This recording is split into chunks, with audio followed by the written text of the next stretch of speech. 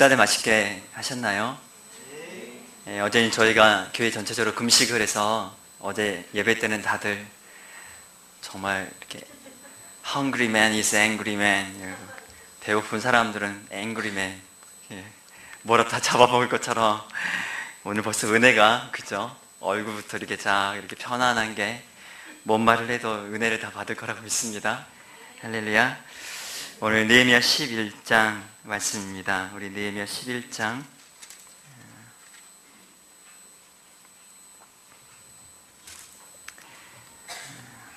전체 말씀이지만 우리 느헤미야 11장 함께 전체 다 읽겠습니다.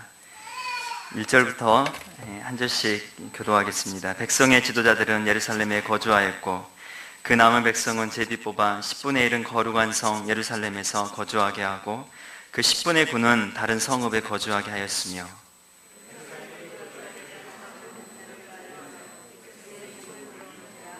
이스라엘과 제사장들과 레위 사람들과 느디님 사람들과 솔로몬의 신하들의 자손은 유다 여러 성읍에서 각각 자기 기업에 거주하였느니라. 예루살렘에 거주한 그 지방의 지도자들은 이러하니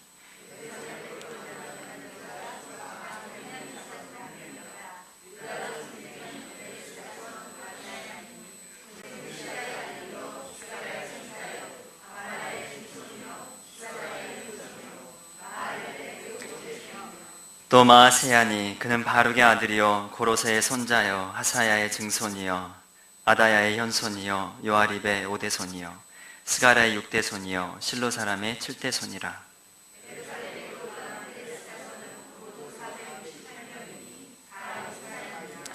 베냐민 자손은 살루이니 그는 무슬람의 아들이요 요엣의 손자요 브다야의 증손이요 골라야의 현손이요 마아세야의 5대손이요 이디엘이 6대손이요 여사의 7대손이며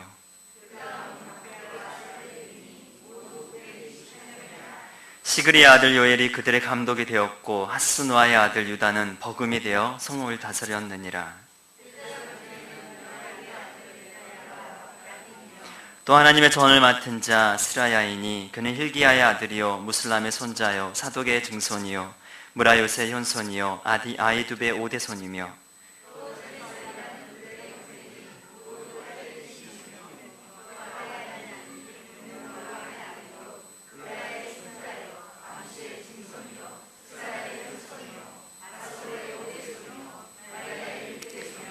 또 그 형제의 족장된 자인이 모두 242명이요 또 아마세이니 그는 아사렐의 아들이요 아으세의 손자요 무실레못의 증손이요 암멜의 현손이며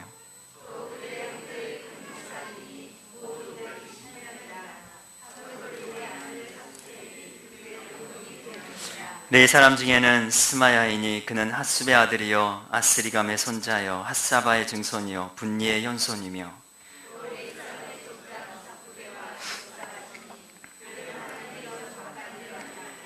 또 아삽의 증손 삽디의 손자 미가의 아들 mat다냐이니 그는 기도할 때 감사하는 말씀을 인도하는 자가 되었고 형제 중에 박부가가 버금이 되었으며 또 여두둔의 증손 갈랄의 손자 삼무야의 아들 입다니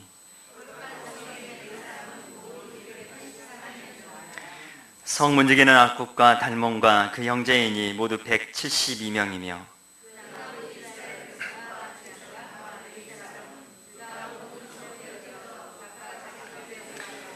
느디님 사람은 오벨에 거주하니 사하와 기스가와 그들의 책임자가 되었느니라.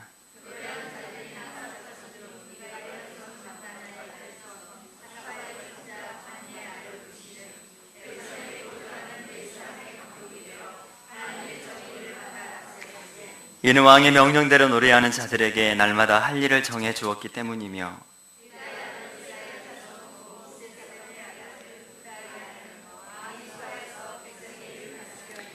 마을과 들로 말하면 유다 자손의 일부는 기랏 야르바와 그 주변 동네들과 디본과 그 주변 동네들과 여갑스엘과 그 마을들에 거주하며 하살 수알과 브에세바와 그 주변 동네들에 거주하며 또 에느림몬과 소라와 야르못에 거주하며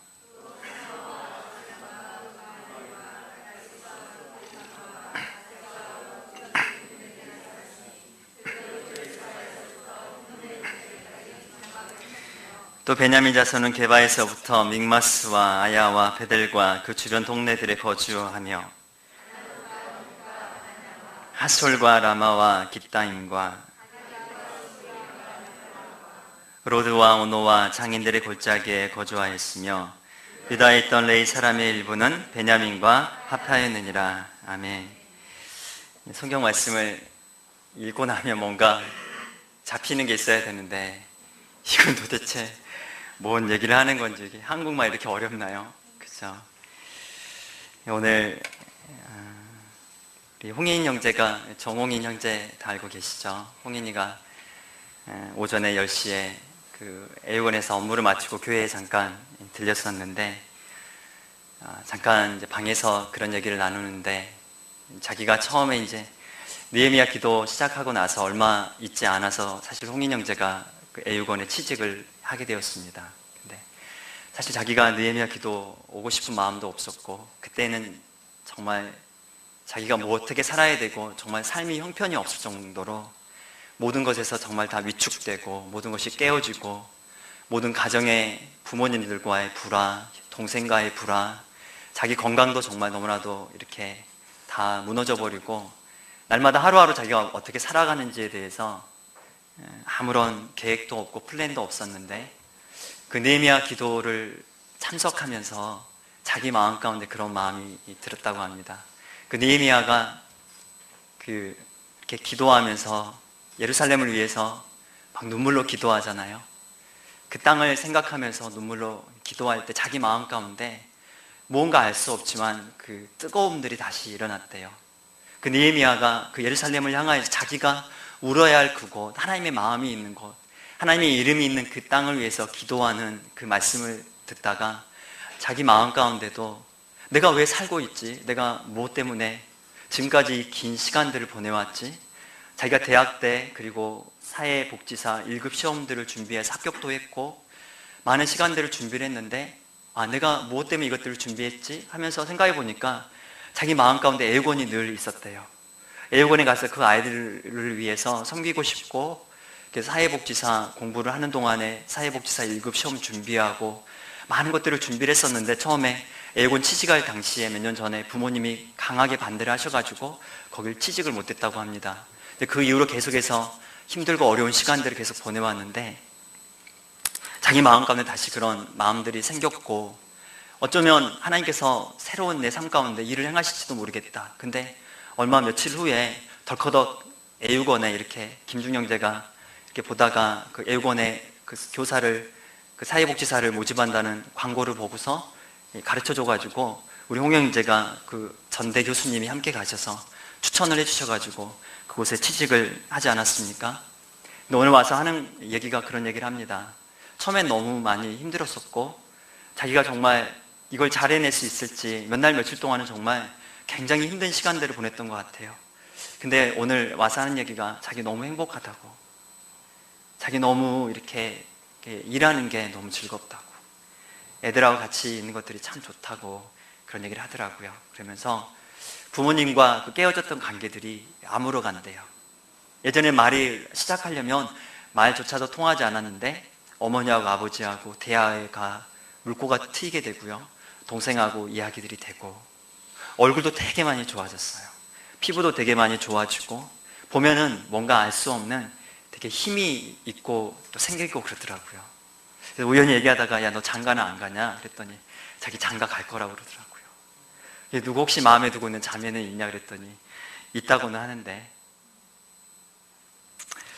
정말 그 이야기를 들으면서 그 생각이 났습니다. 느헤미야가 3장 말씀에 갔을 때 백성들이 성벽 공사를 진행해 갈 때 적들이 막 공격을 하고 이제 그 성벽에 불탄 돌들을 가지고 다시 성벽을 쌓아야 했기 때문에 돌들이 깨어졌었고 그 바위들이 깨어져 있는 바위들을 갖다가 다시 쌓아야 되니까 얼마나 힘들었겠습니까? 백성들이 너무 힘들다고, 우리 너무너무 힘들다고, 그만두면 안 되겠냐고 그런 이야기를 느헤미야에게 막 얘기를 합니다.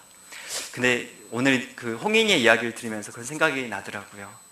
우리 삶 가운데 불타버린 그 사실 느헤미야가 함께 백성들과 쌓았던 그 성벽은 바로 원래 있었던 그 자리에 다시 성벽을 쌓아 올린 거잖아요. 원래 있었던 그 돌들을 사용해서 다시 쌓아 올렸던 것을 보게 됩니다. 우리 삶 가운데 어쩌면 불타버렸던, 깨어질 수도 있고 어려움과 아픔의 시간들, 힘든 시간들을 통해서 정말 더 이상 쓸모없다고 생각했던 나의 시간들, 아픔들마저도 하나님은 그것들 가지고 우리 삶의 자리들을 메워가시고 새로운 성벽들을 그 자리 위에 세우시는 분이 우리 하나님 아니신가? 우리는 늘 하나님 새것 180도 완전히 뒤바뀌어가지고 새로 시작했으면 좋겠습니다. 새로 판을 짰으면 좋겠다고 얘기하지만 하나님은 어쩌면 우리 삶 가운데 우리의 연약한 부족함까지도 다 사용하셔서 그 위에 새로운 성벽들, 그전에는 경험하지 못했던 그 작은 틈들마저도 그 깨어진 불에 타버린 돌들 가지고 다시 하나씩 메꾸어가면서 그 삶들을 하나씩 벽들을 세워가게 하시는 하나님의 놀라운 은혜, 이 은혜가 하나님 우리 가운데 주시는 은혜가 아닌가 다시 한번 생각해 보게 되었습니다. 그래서 진짜 버릴 게 하나도 없다. 버릴 게 하나도 없다. 하나도 우리 삶 가운데 지난 날 그것이 어떤 아픔이든지요, 어떤 어려움이든지, 내가 앞으로 살아가는 인생 가운데 어떤 아픔이고 고난이든지 버릴 게 하나도 없다.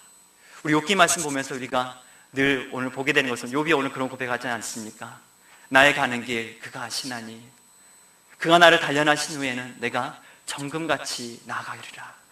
하나님, 내가 오늘 내 살이 다 문드러지고 내 온 몸과 내 온 뼈에 구더기가 가득하고 누구도 나를 알아주지 않고 내 아내도 나를 욕하고 멀리 떠나버렸지만, 친구라고 하는 것들은 날마다 저를 욕하고 정죄하고 비판하고 판단하지만, 내가 자를 보아도 하나님을 만날 수 없고 우를 보아도 하나님을 볼 수가 없지만, 하지만 하나님, 주님이 나를 단련하신 후에 주님이 내가 가는 길을 주님이 아십니다.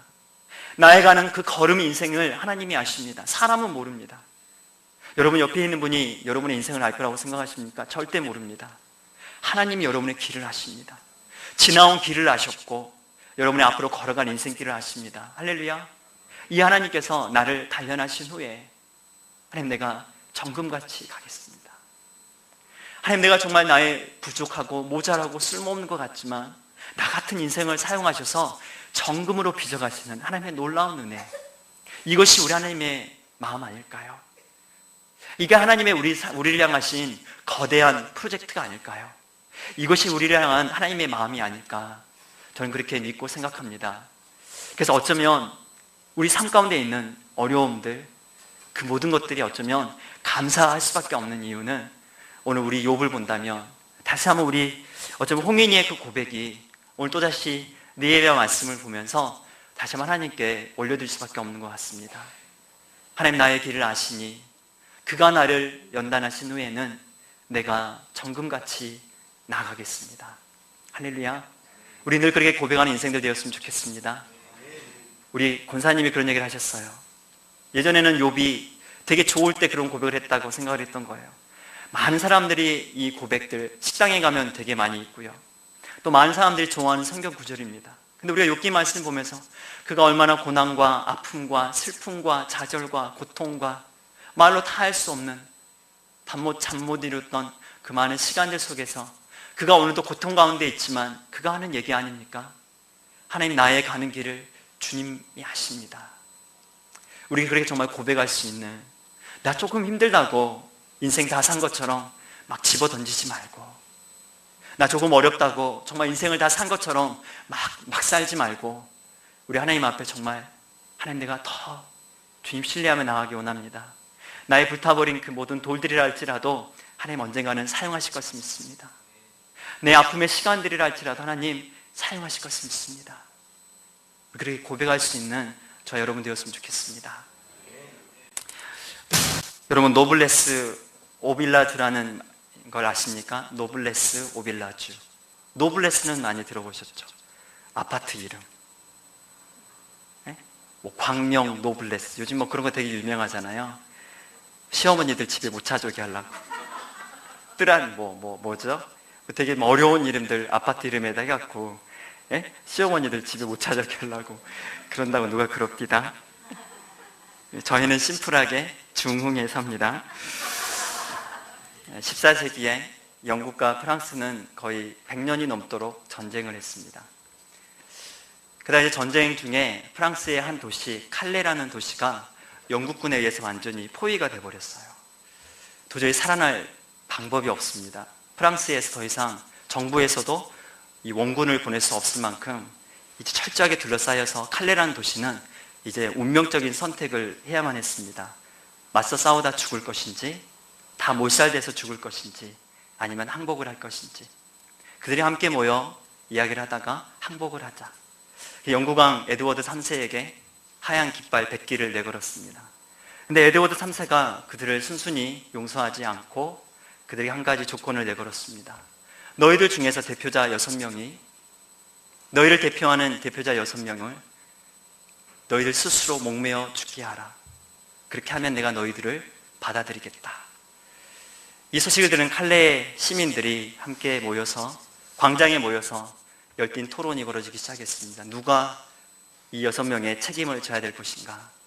근데 그때 어떤 한 사람이 그 자리에서 일어났습니다. 그리고 그가 이렇게 얘기합니다. 내가 책임을 지겠습니다. 내가 그 한 사람이 되어서 내 생명을 기꺼이 내어놓겠습니다.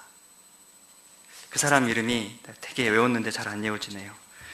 와스타슈 드생 피에르라는 사람이었는데, 피에르, 그 칼레라는 도시에서 가장 돈이 많은, 가장 부유한 사람이었다고 합니다. 그가 내가 대신 죽겠습니다. 그러자 다른 많은 사람들이 5명이 일어나게 되었습니다. 변호사, 상공인, 시장, 몇몇 사람들이 내가 우리 칼레 시민들을 위해서 죽겠다. 6명이 선출이 되었습니다. 그리고 그 다음날 그들이 죽기로 각오를 하고 왕에게 나아갑니다. 근데 그 왕의 당시 에드워드 3세 아내가 임신을 하고 있었는데 그녀가 에드워드에게 간청을 합니다. 이들을 용서해달라고, 이들을 살려달라고. 그래서 왕이 그들의 그 고귀한 정신, 그들의 그 고귀한 정신을 받들어서 그들을 용서하게 되고 죽이지 않게 되었습니다. 그것이 바로 노블레스 오빌라주, 사회적으로 성공한 사람들, 귀족들은 그에 합당한 도덕적인 의무를 가져야 한다. 사회적인 높은 지위에 있는 사람들은 거기에 상응하는 도덕적 책임을 가져야 한다는 뜻, 노블레스 오빌라주라는 뜻이 만들어지게 되었습니다. 오늘 우리가 말씀해 보니까 너무 이렇게 어려운 말씀이어서 뭔 얘기하는지는 잘 모르겠지만 저도 무슨 얘기를 하는지는 잘 모릅니다. 근데 백성들이 이제 전부 다 잔치가 끝났고 초막절이 끝나고 그들이 함께 금식하고 회개하고 하나님께 그들의 마음을 올려드렸습니다. 하나님, 더 이상 이제 우리가 예전과 같은 삶은 살고 싶지 않습니다. 이전의 삶으로 돌아가고 싶지는 않습니다. 하나님, 율법을 지키고 말씀을 잘 따르기 원합니다. 그리고 나서 느헤미야가 그 백성들 중에서 제비뽑기를 했습니다. 백성의 지도자들은 당연히 예루살렘 성에 살게 되었고 백성들의 10분의 1을 제비를 뽑아서 그 예루살렘 성에 살게 하였습니다. 그러니까 이 예루살렘 전체 그 돌아온 그 포로들, 유다의 백성들 중에서 10분의 1이 제비 뽑기로 선출이 되었죠. 그리고 나서 그 10분의 1이 이제 예루살렘 성에 살게 되었고 나머지 10분의 9는 다시 자기 고향에 가서 돌아가서 살게 되었습니다. 근데 오늘 말씀 중에서 2절 말씀이 눈에 띄었습니다. 우리 2절 말씀 함께 읽어보도록 하겠습니다. 시작. 백성들이 복을 빌었느니라. 자원하는 모든 사람들. 그들 중에는 자원하는 사람들이 있었던 것을 보게 됩니다. 아마 이 10분의 1 위에 자원하는 사람들이 있지 않았을까요? 하지만 어쩌면 선택되었던 사람들 중에 이제 새로 건축된 예루살렘 성이기 때문에 모든 것을 새로 시작해야 합니다. 어쩌면 자기 집도 지어야 되고 그 척박한 성 안에서 어쩌면 적들의 가장 메인 타겟이 될 수 있는 위험한 곳이 예루살렘 성이었습니다. 그곳에서 새로운 시작을 해야 됩니다. 자기 고향에 있는 모든 터전들을 다 내어버리고 그곳에 와서 살아야 되지 않습니까? 무조건 기뻤겠습니까? 기쁘지 않은 사람들도 아마 많았을 거라고 생각을 합니다. 근데 그들 가운데 어떤 사람들이 있었습니까? 자원하는 사람들이 있었던 것을 보게 됩니다. 기쁨으로 하나님께서 선택받은 것, 하나님으로부터 선택받은 그 선택을 기쁨으로 자원하는 백성들이 있었던 것을 보게 됩니다.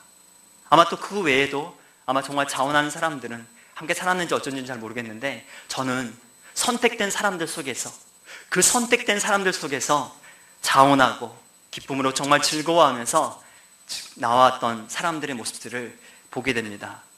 그들이 어디 있을까? 이 자원한 사람들이 어디 숨어 있을까? 이 자원한 사람들은 이 많은 오늘 이 말씀의 이 문맥 속에서 어디에 숨어 있을까?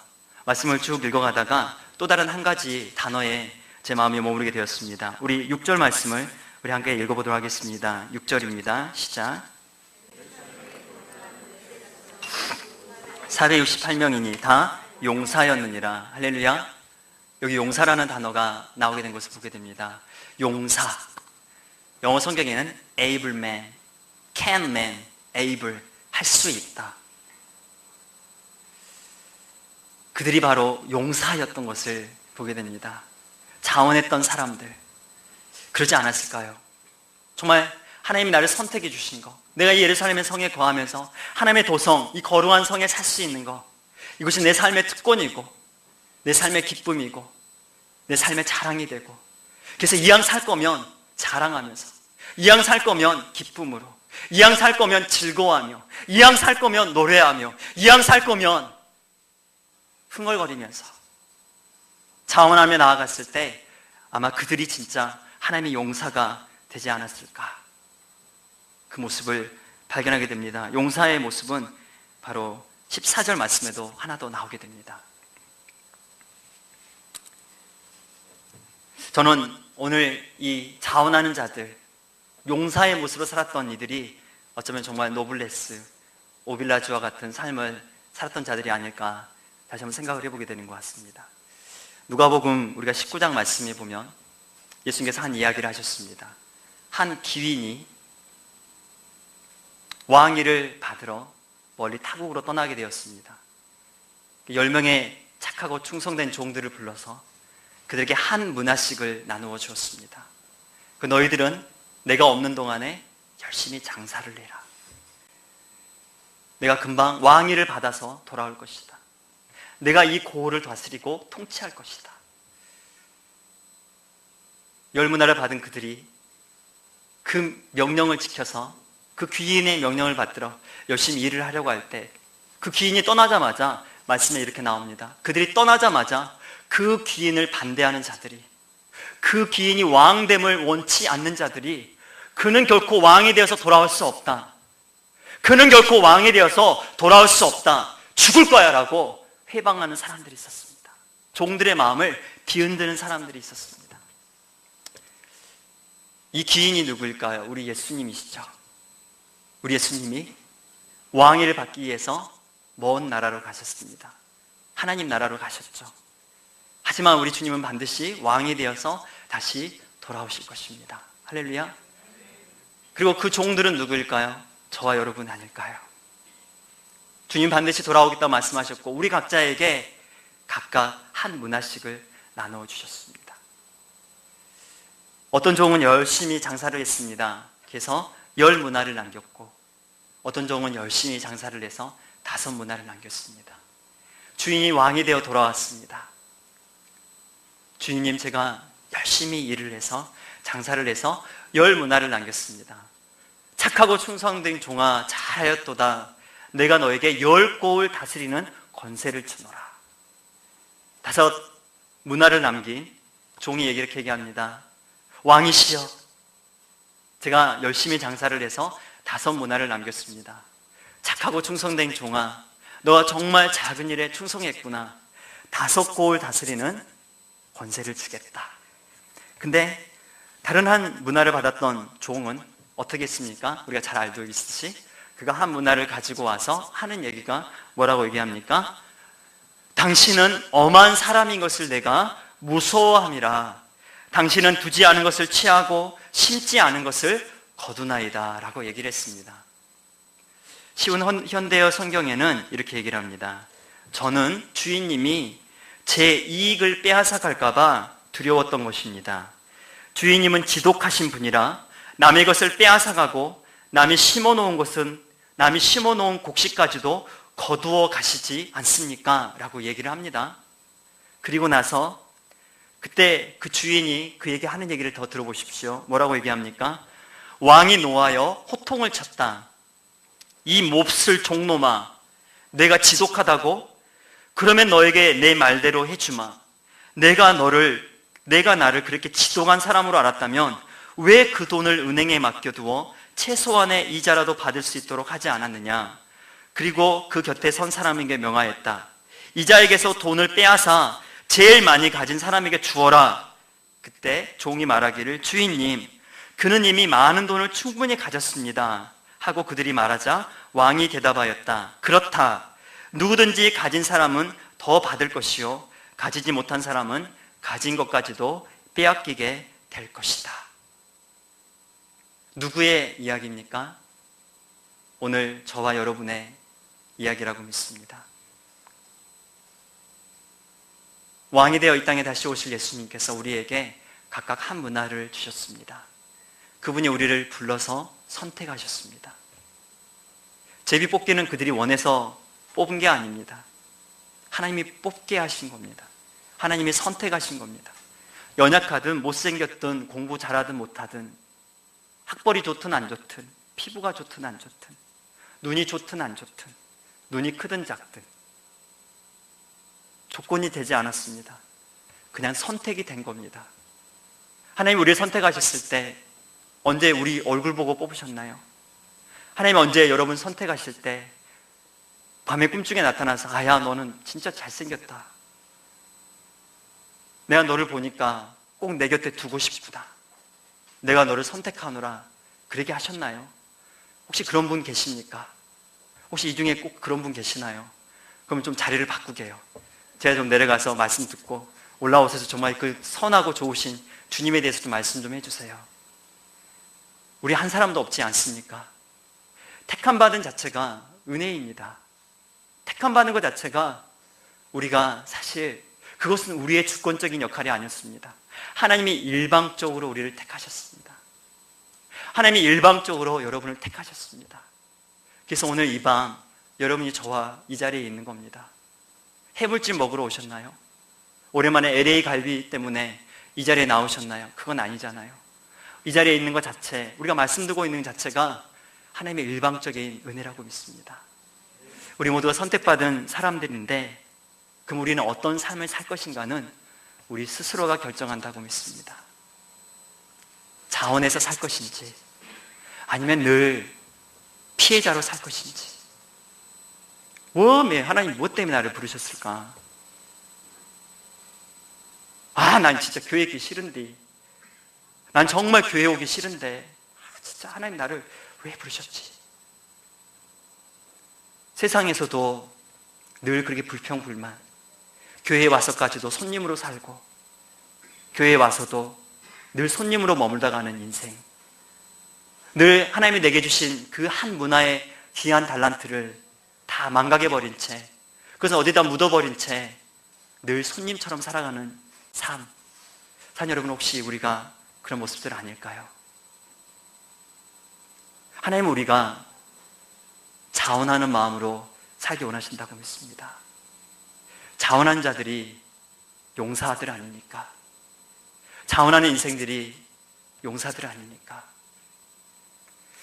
우리가 부요회로 부름받은 이 세상에서 부름받은 자들, 에클레시아, 이 교회, 부름받은 자들의 모임, 선택받은 자들의 모임.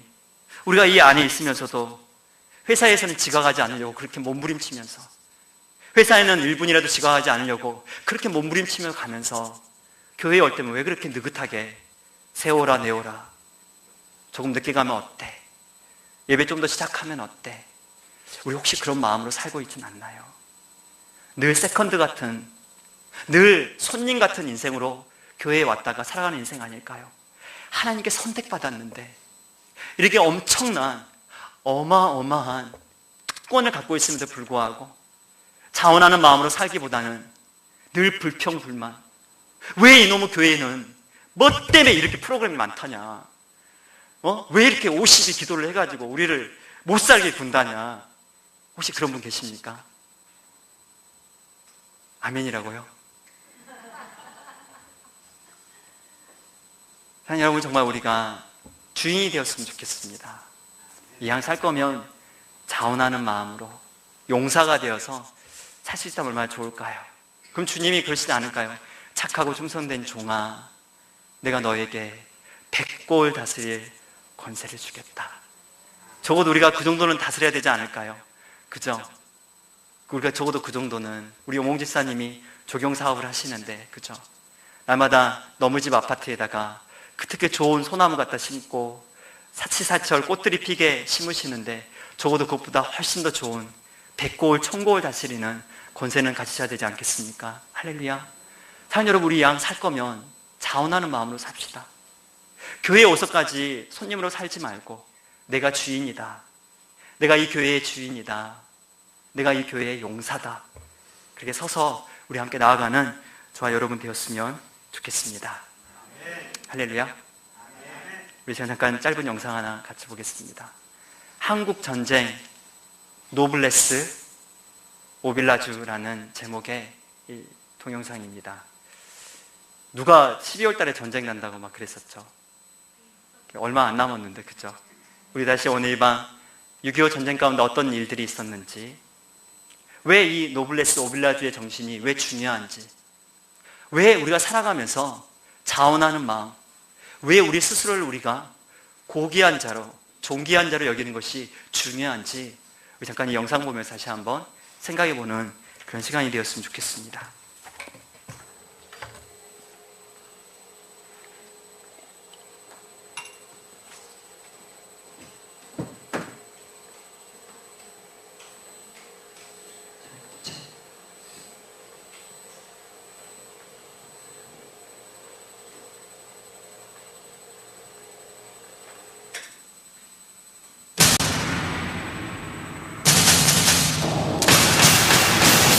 전화 때문에 안 보신 분이 있지만 전화가 있는데요. 북한의 침략 문제, 제7편 노블레스 오빌라주. 6.25 전쟁은 1950년 6월 25일 새벽 4시 북한군의 기습단이 시작되어 1953년 7월 27일 적전 협정이 이루어질 때까지 블라블라입니다. 그러나 우리 국민과 국군 유엔군은 모두 하나가 되어 공산 침략을 격퇴하고 자유민주주의와 대한민국을 수호하였다. 광복 후 5년, 대한민국 정부 수립 2년여 만에 전란의 유산인 대한민국.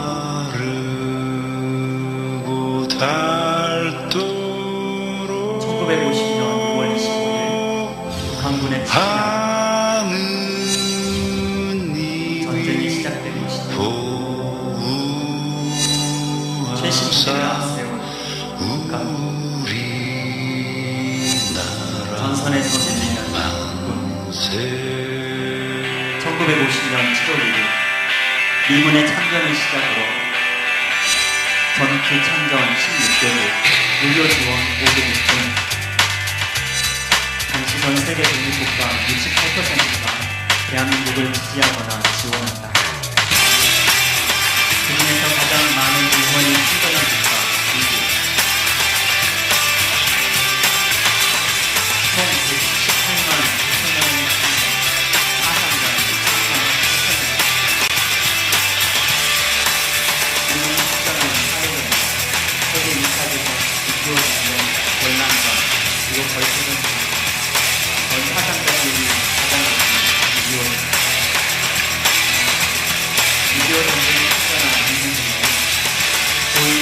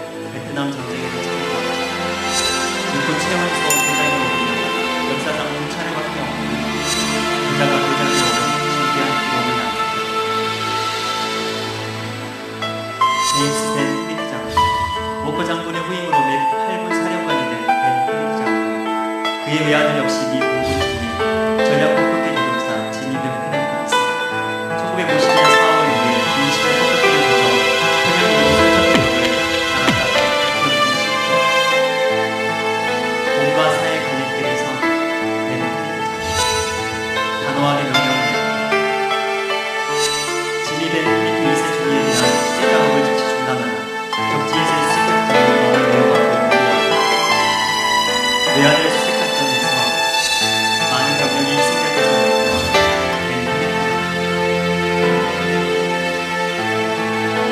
결국 그는 하나뿐인 아들을 포기합니다.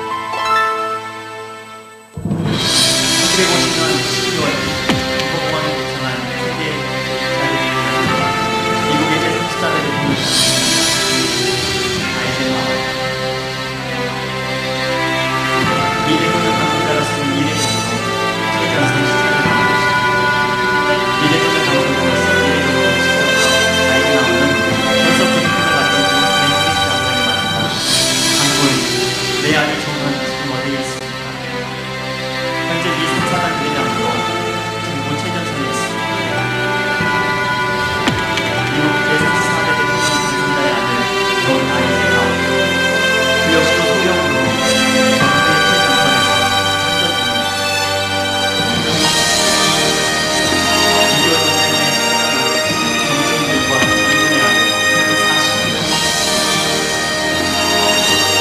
145명, 145명 전사하고 남으신 그 위에 미국의 수많은 고위 장군들이 전쟁에 피해를 입었습니다. 그리고 우리나라에서도 조국의 수호와 통일을 위한 투자는 국군 보급 비전입니다. 북한에 맞아 전사하는 비행기 추락사고로 투입한 군대견 이용호 장군과 이진석 장군, 그들의 아버지와 아들 장인과 상위, 상대 천황과 대부 등으로 맺어진 장군. 이들은 최전선에서 국가의 목숨을 바쳐 나라를 지킵니다. 6.25 전쟁의 승자는 자유민주주의 시민사회를 사회적 지위에 걸맞는 도덕적 부모를 담은 이들의 생명을 노블레스.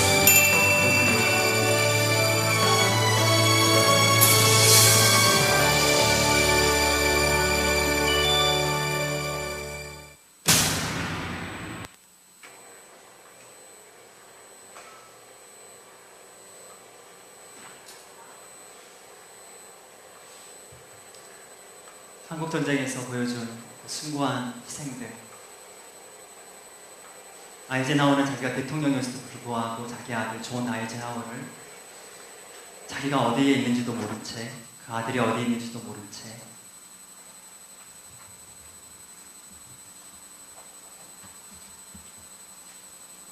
사랑하는 여러분, 우리가 내 새끼들은 귀하고 예쁘면서 우리 한국 사회가 병들어 있는 이유는 우리 한국 사회를 보면서 가슴이 칠 수밖에 없는 이유는 우리가 전쟁의 아픔을 그토록 쉽게 잊어버리고 얼마나 많은 사람들이 그토록 자신들의 고귀한 희생을 바쳐서 우리의 생명을 내어주는지 알지도 못한 채 어쩌면 권력 있고 가진 자들 전부 다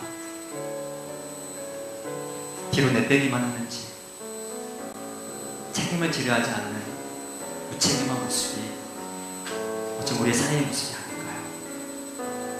교회는 어떤가요? 책임을 다해야 될 우리 스스로가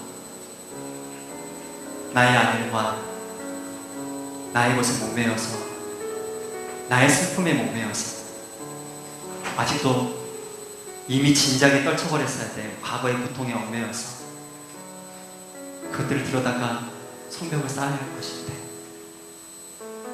날마다 그것을 보며 한탄하면서 거기에 묶여 사는 사람들이 우리 아닙니까? 하나님 우리를 노빌레스 오빌라주의 인생으로 부르셨는데 우리는 내 것 하나 포기하지 못하고 희생하지 못하겠다고 내 그 조그만 아픔에 울며 불며 통곡하지만 그런 사이에 삶이 병들어가고 교회는 힘을 잃어가고 있습니다. 누구 때문일까요? 저는 우리 때문이라고 믿습니다. 바로 저 때문이라고 믿습니다.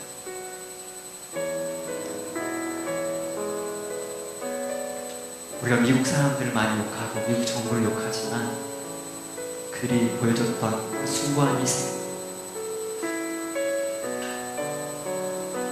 자기의 그 귀한 자녀들을 얼마든지 힘으로 백으로 뒤로 빼돌릴 수 있었음에도 불구하고 그렇게 하지 않았던 그들의 희생, 그 귀족의 희생. 돈이 많으면 귀족입니까? 가진 게 많고 많이 배우면 그게 귀족인가요? 그만큼 희생할 줄 아는 자가 그만큼 소중한 것에 버릴 수 있는 인생이 가치 있는 인생이라고 믿습니다. 하나님 우리를 거룩한 백성, 왕 같은 제사장 택하시다. 그래 소개된 백성. 나는 너를 왕으로 부른다. 너를 기적으로 부른다. 근데 왜 우리는 왜 날마다 이제 갓 출애굽한 노예 같은 삶을 살고 있는 것일까요? 왕이신 그분은 우리에게 주실 그 보혈들을 준비하러 가셨는데 예배할 처소를 준비하러 가신 왕이신 그 주님을 보지 못한 채 왜 우리는 늘 내빼려고 하고 왜 날마다 이 소중한 교회를 우리는 등 돌리려고 하는 것일까요? 저는 우리 예수님이 그 누구보다 노블레스 오빌리주의 삶을 사셨다고 믿습니다. 왕이신 그분이, 만왕의 왕이신 그분이, 온 우주 만물의 주인이신 그분이 자기의 생명을 걸어서 그 먼 땅을, 그 먼 길을 이 땅에 오셔서 목숨을 내어주신 예수님의 사랑, 그분이 그렇게 하셨던 이유는 바로 저와 여러분을 하나님의 아들 만들기 위해서, 노블 패밀리로 만들기 위해서. 맞습니다. 세상에서 가진 게 있나요? 세상에서 자랑할 게 있나요? 하지만 성경은 우리에게 이야기합니다. 너희는 하늘의 거룩한 신입니다. 예수 그리스도의 피로 값주고 산 하나님의 자녀들이다. 우리가 희생을 꺼려야 한다면 우리가 늘 이 교회 가운데서 자원하는 마음이 아니라 늘 그 한 문화를 땅속에 묻어두고서 주인을 오해하고 다른 종들을 오해했던 그런 모습으로 살지 않을까요? 쟤는 왜 저렇게 난리야?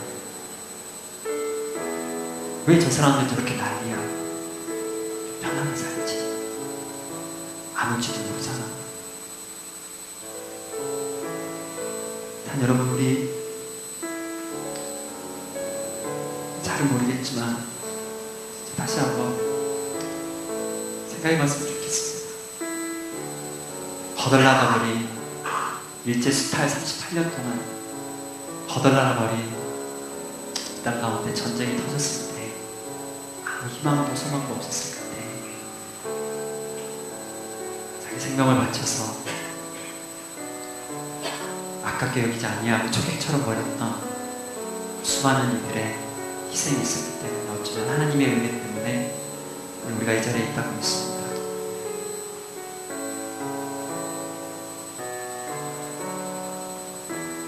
사실 우리 때문에 찬양은 이렇게 시작합니다.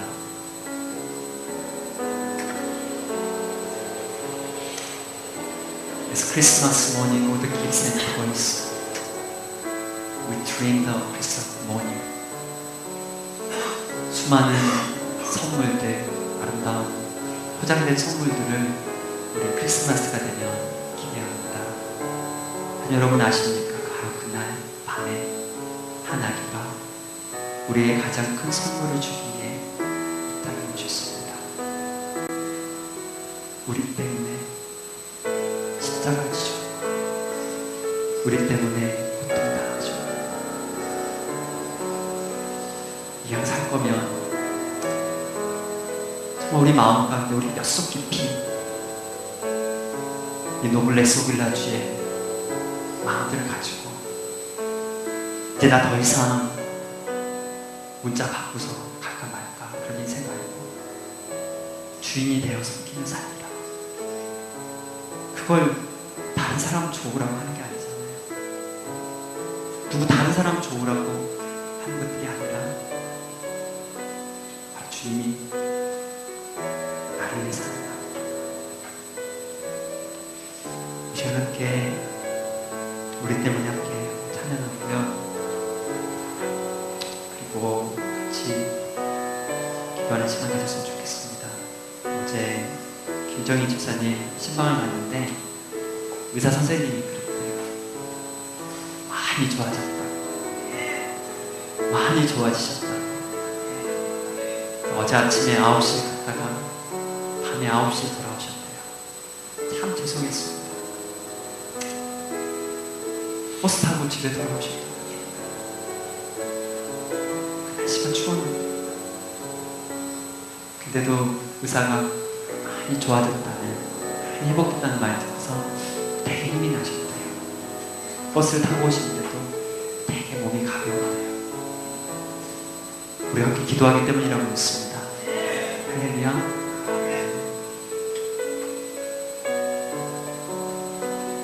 우리 정말 함께 진리를 나누고 함께 마음을 모아서 달려가는